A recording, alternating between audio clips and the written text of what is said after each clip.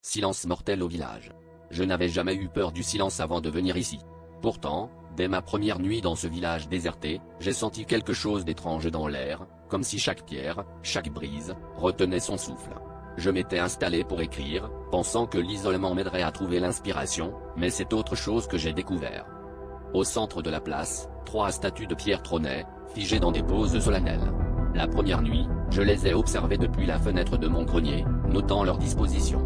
Mais au matin, en traversant la place, j'ai remarqué que la statue qui levait la main vers le ciel était désormais tournée vers l'église, et une autre semblait s'être rapprochée de la fontaine. J'ai d'abord pensé à une mauvaise mémoire, ou à un effet de la lumière. Les nuits suivantes, les déplacements sont devenus plus flagrants. J'ai tenté de rester éveillé pour surprendre le fauteur de troubles, mais le sommeil me prenait toujours sans crier gare.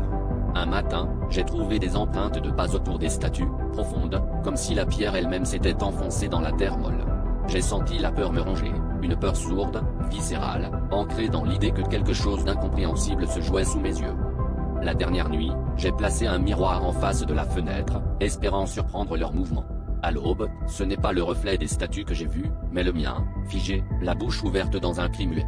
Je me suis précipité dehors, mais il n'y avait désormais que 2 statues sur la place.